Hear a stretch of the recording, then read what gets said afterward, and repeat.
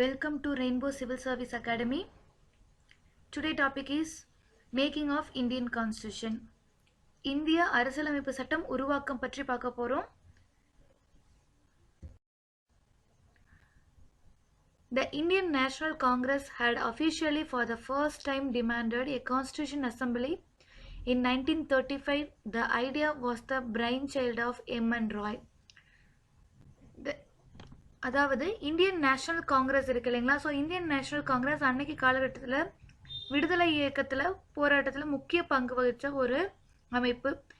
அந்த அமைப்பு 1935களில் இந்தியாவுக்குன்னு ஒரு இண்டிபெண்ட் கான்ஸ்டியூஷன் அசம்பிளி வேணும், இண்டிபெண்ட் கான்ஸ்டியூஷன் வேணும் அப்படின்னு வந்து சொல்கிறாங்க. அந்த ஐடியாவை ஃபஸ்ட்டு யார் கொடுக்குறாங்க அப்படின்னு பார்த்துட்டா M.N. ராய் அப்படிங்கிறவர் தான் கொடுக்குறாரு. ஸோ அதை வந்து இந்தியன் நேஷனல் காங்கிரஸ் வந்து டிமாண்டாக வைக்கிறாங்க. Then the British government accepted the demand in the August offer of 1940. So August offer அப்படின்னு சொல்லிட்டு ஒரு பிரிட்டிஷ் கவர்மெண்ட் வந்து ஒரு ஆஃபர் கொடுக்குறாங்க 1940s by accepting Indian National Congress demands. And finally, the GRIPS proposal on the framing of constitution came out in 1942. So இந்த August offer படி எப்படி வந்து ஒரு கான்ஸ்டியூஷன் எழுதணும் அப்படிங்கிற ஒரு ப்ரப்போசல் கொடுக்குறாங்க. அதுக்கு தான் கிரிப்ஸ் ப்ரப்போசல் அப்படின்னு பெயர். 1942 பிரிட்டிஷ் கவர்மெண்டால இந்தியாவுக்கு கொடுக்கப்பட்டது. Then composition of Constitution Assembly. Under the Cabinet Mission Plan, the Constitution Assembly came into existence in November 1946. Its main features are okay. So under the Cabinet Mission Plan, அதாவது Cabinet Mission Plan அப்படிங்கிறது British அரசாங்கத்தில் இருந்து, அதாவது British பார்லிமெண்ட்ல இருந்து வந்த ஒரு முக்கியமான மூன்று மினிஸ்டர்ஸை கொண்ட அமைப்பு தான் கேபினெட் மிஷன் பிளான். அவங்க எப்படி கான்ஸ்டியூஷன் அசம்பிளி கொடுக்கணும் அப்படின்னு சொல்கிறாங்க. அதன்படி நம்ம இந்தியாவில் ஃபஸ்ட்டு கான்ஸ்டியூஷன் அசம்பிளி நம்மளோட இந்தியன் கான்ஸ்டியூஷனை எழுதுறதுக்காக நவம்பர் 1946 கூடுறாங்க. ரைட்டுங்களா? Then total strength of constitution assembly is 389. This is very very important. So எவ்வளோ பேர் வந்து மொத்தமாக கான்ஸ்டியூஷன் அசம்பிளியில் உட்காடுறாங்க அப்படின்னு பார்த்தோம் அப்படின்னா 389. Then out of this 296 were allotted to British India and 93 to princely states. அதாவது 93 கான்ஸ்டியூஷன் அசம்பிளி மெம்பர்ஷிப் வந்து பிரின்ஸ்லி ஸ்டேட்ஸு கொடுக்குறாங்க. தென் ரிமைனிங் 296 சீட்ஸ் யார் கொடுக்குறாங்க அப்படின்னா பிரிட்டிஷ் கவர்மெண்ட்டு கீழே இருந்த இந்திய பகுதிகளுக்கு கொடுக்குறாங்க. Then every province and princely states was allotted seats in proportion to their population. So அதாவது பிரின்ஸ்லி ஸ்டேட் ஆகட்டும், பிரிட்டிஷ் ப்ராவின்ஸ் ஆகட்டும், எல்லாமே வந்து சீட் எப்படி அலாட் பண்ணுறாங்க அப்படின்னு வந்து பார்த்துட்டோன்னா பாப்புலேஷன் பேஸில் அலாட் பண்ணுறாங்க. ரைட்டுங்களா? ஸோ எவ்வளோனா ஒரு constitution assembly member for every 1 million people, அதாவது 10 லட்சம் மக்களுக்கு ஒரு கான்ஸ்டியூஷன் அசம்பிளி மெம்பர் அப்படிங்கிற மாதிரி சீட் அலாட் பண்ணுறாங்க. அதுதான் வந்து பாப்புலேஷனோட ப்ரப்போர்ஷனுக்கு ஏற்ற மாதிரி சீட் அலாட் பண்ணுறது அப்படின்னு சொல்லப்படுது. The seats for British were divided among Muslims, Sikhs and general. So இந்தியாவில் வந்துட்டு பிரிட்டிஷ் இந்தியாவில் அதாவது எலெக்ட் ஆகி வருவாங்க இல்லைங்களா? அந்த எலெக்ஷன் வந்து எது பேஸ் பண்ணி நடக்குதுன்னா ஒரு கம்யூனல் பேஸில் நடக்குது. அந்த எலெக்ட் ஆகக்கூடிய கான்ஸ்டியூஷன் அசம்பிளி மெம்பர்ஸ் வந்து Muslim members, Sikhs members and general அப்படின்னு வந்து 3 கேட்டகரியில் டிவைட் ஆகிட்டு அவங்க பேஸ் தான் வந்துட்டு எலெக்ஷனுமே நடக்குது. அவங்க பேஸில் தான் வந்து ரெப்ரசன்டேஷனுமே வருது. அதாவது கம்யூனல் பேஸில் ரெப்ரசன்டேஷன் நடக்குது. The representatives from each community were elected by voting in the provincial legislative assembly. So இந்த கம்யூனிட்டி பேஸில் வந்து எலெக்ட் ஆகி வரக்கூடிய மெம்பர்ஸை யார் எலெக்ட் பண்ணுறாங்க அப்படின்னு வந்து பார்த்தா பிரிட்டிஷ் இந்தியாவுக்கு கீழே இருந்த ஒரு சில ஸ்டேட்ஸில் ப்ரொவின்ஷியல் லெஜிஸ்லேட்டிவ் அசம்பிளிஸ் இருக்கும். அதாவது இன்றைக்கி இருக்கக்கூடிய ஸ்டேட் லெஜிஸ்லேட்டிவ் அசம்பிளி இருக்கு இல்லைங்களா? ஒவ்வொரு ஸ்டேட்லேயும் ஸ்டேட் லெஜிஸ்லேட்டிவ் அசம்பிளி இருக்கும். அதுபோல் அன்றைக்கி பிரிட்டிஷ் இந்தியாவோட ஸ்டேட்ஸில் ப்ரொவின்ஷியல் லெஜிஸ்லேட்டிவ் அசம்பிளி இருந்துச்சு. அங்கே இருந்த எம்எல்ஏக்கள் இந்த ரெப்ரசன்டேட்டிவ்ஸை எலெக்ட் பண்ணி அனுப்புகிறாங்க.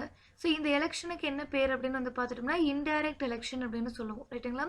ஸோ இன்டைரக்ட் எலெக்ஷன் மூலமாக எலெக்ட் பண்ணி அனுப்புகிறாங்க. Then the heads of princely states nominated their members. So princely ஸ்டேட்ஸ்லேருந்து வரக்கூடிய 93 மெம்பர்ஸை வந்து யாரை நாமினேட் பண்ணுறாங்க அப்படின்னு பார்த்துட்டோன்னா பிரின்ஸ்லி ஸ்டேட்ஸில் கூடிய ஹெட்ஸ், அதாவது வந்து கிங் இருப்பாங்க இல்லைங்களா? அவங்க வந்துட்டு நாமினேட் பண்ணி அனுப்புகிறாங்க. இவங்க தான் வந்து கான்ஸ்டியூஷன் அசம்பிளியில் இந்த பிரின்ஸ்லி ஸ்டேட்டை வந்து ரெப்ரசன்ட் பண்ணியிருப்பாங்க அப்படின்னு சொல்லிட்டு.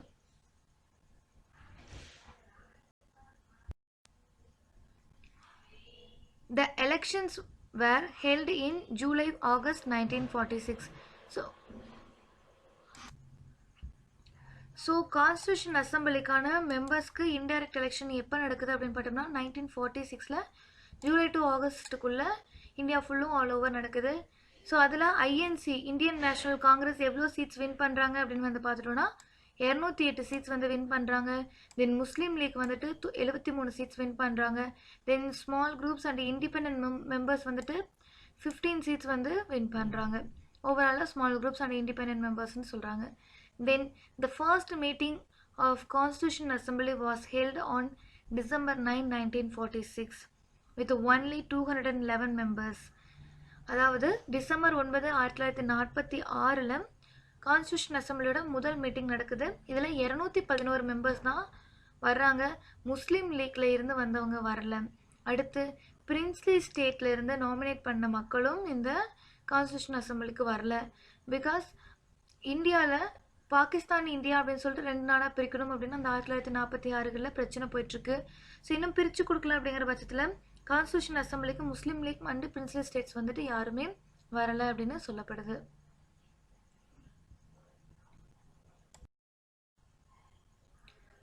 However, after the acceptance of Mountbatten Plan on June 3, 1947, most of the princely states joined. அதாவது மவுண்ட் பேட்டன் அப்படிங்கிறவர் யார் அப்படின்னா பிரிட்டன்லேருந்து வந்தவர் தான். ஸோ அவர் வந்து June 3 பிளான் அப்படின்னு ஒன்று கொடுப்பாங்க. அதாவது இந்தியாவையும் பாகிஸ்தானையும் பிரிக்கிறது. இந்தியாங்கிற மொத்த ஒரு பெரிய கண்ட்ரிலேருந்து இந்தியா பாகிஸ்தான் அப்படின்னு பிரிக்கிறது தான் வந்து June 3 பிளான் அப்படின்னு ஒன்று சொல்லுவாங்க. Otherwise called as Mountbatten plan. Mountbatten தான் கொடுத்துருப்பாரு 1947. அதுக்கப்புறம் நடந்த கான்ஸ்டியூஷன் அசம்பிளி மீட்டிங்கில் ரிமைனிங் பிரின்ஸ்லி ஸ்டேட்ஸ் வந்து பார்ட்டிசிபேட் பண்ணுறாங்க. ஏன்னா இந்தியா பாகிஸ்தான் பிரிச்சாச்சு. ஸோ இப்போ நம்ம இது ஏதாவது ஒரு கண்ட்ரிக்குள்ளே போகணும் அப்படிங்கிற பட்சத்தில் பாகிஸ்தானுக்குள்ளே வரக்கூடிய பிரின்ஸ்லி ஸ்டேட்ஸ் எல்லாம் வந்து கான்ஸ்டியூஷன் அசம்பிளியில் ஜாயின் பண்ணிக்கிறாங்க. Next the other significant changes were declaring the assembly to be a fully sovereign body and also a legislative body.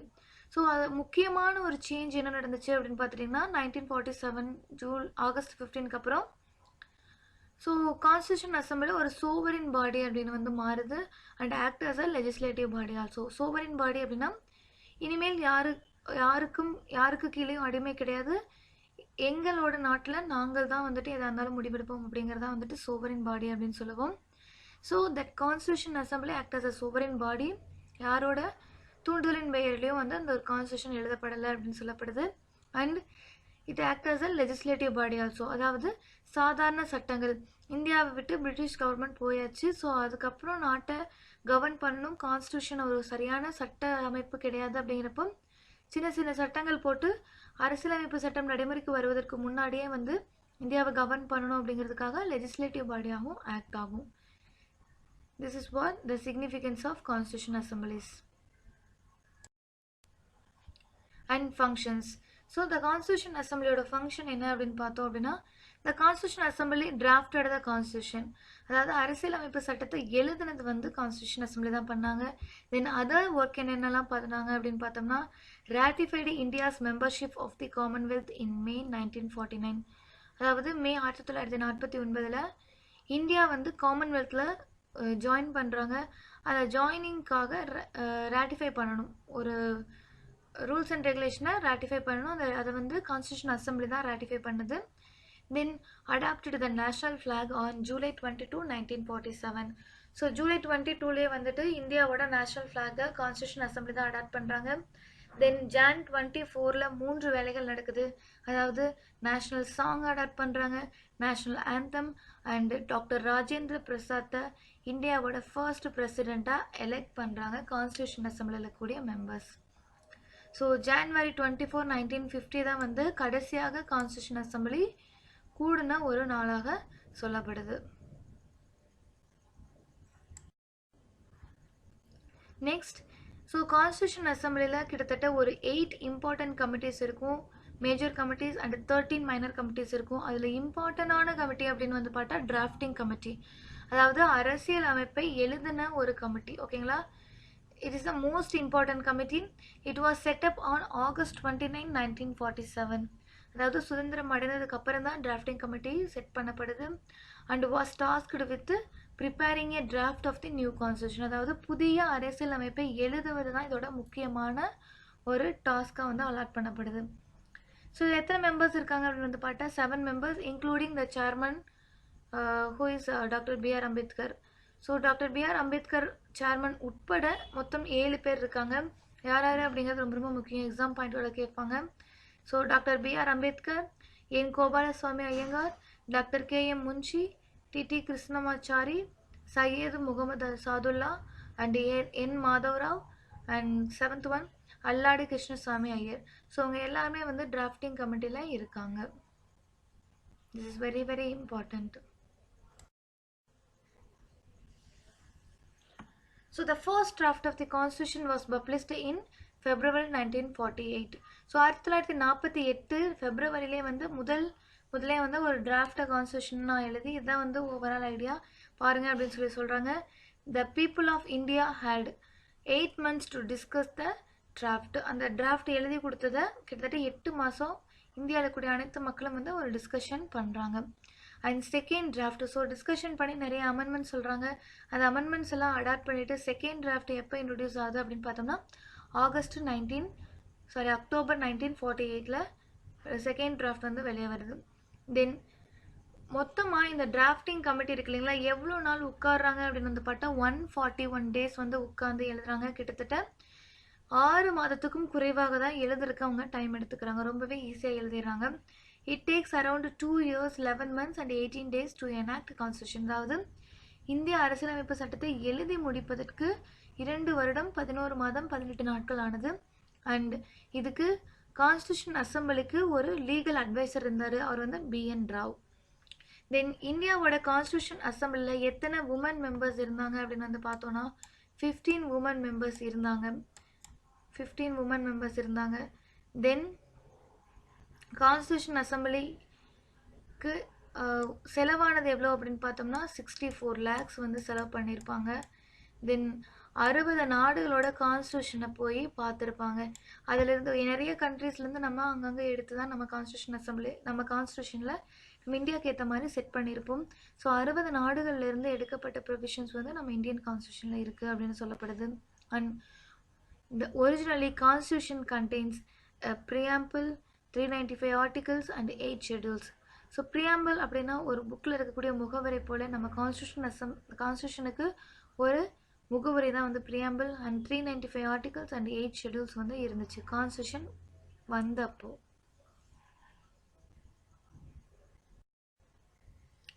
So enactment of the constitution எப்போ நடக்குது அப்படின்னு பார்த்தா, அதாவது இந்திய அரசியலமைப்பு சட்டத்தை எழுதி எடுத்துக்கொண்ட நாள் வந்து November 26, 1949. ஸோ அன்னைக்கு வந்துட்டு எல்லாரும் வந்து சைன் போட்டு இந்த கான்ஸ்டியூஷன் அடாப்ட் பண்ணிக்கிறோம் இந்தியாவுக்கு அப்படின்னு சொல்லி சைன் போடுறாங்க. தென் என்ஃபோர்ஸ்மெண்ட் நடைமுறைக்கு வந்தது, கான்ஸ்டியூஷன் நடைமுறைக்கு வந்தது Jan 26, 1950. ஸோ ஏன் இது வந்து Jan 26, 1950க்கு எடுத்துட்டாங்க அப்படின்னா 1929 காங்கிரஸோட ஐஎன்சியோட லாகூர் செஷனில் ஒரு தீர்மானம் கொண்டு வந்திருப்பாங்க. ஸோ அந்த லாகூர் செஷனில் என்ன தீர்மானம் கொண்டு வந்திருப்பாங்க அப்படின்னா பூர்ண ஸ்வராஜ் அப்படின்னு ஒரு தீர்மானம் கொண்டு வந்திருப்பாங்க. அதை அனுசரிக்கக்கூடிய நாளாக Jan 26, 1930 வச்சுருப்பாங்க. ஸோ அந்த Jan 26 அந்த டேவை வந்து ஹிஸ்ட்ரியில் பதிக்கணும் அப்படிங்கிறதுக்காக enforcement of the constitution Jan 26 எடுத்துகிட்டு வந்திருக்காங்க. தென் however some parts had come into force on 26 November 1949 itself. With the passing of the motion, the constitution as settled by the assembly be passed. அதாவது ஒரு சில ப்ரொவிஷன்ஸ், அதாவது citizenship ரிலேட்டடாக, அதாவது குடியுரிமை சொல்லுவோம் இல்லைங்களா, அது ரிலேட்டடான ப்ரொவிஷன்ஸ் எல்லாமே வந்துட்டு November 26, 1949 வந்துடும். பட் ஹோல் கான்ஸ்டியூஷன் வந்து எப்போ என்ஃபோர்ஸ்மெண்ட்டுக்கு வருது அப்படின்னு பார்த்துட்டோம்னா Jan 26, 1950.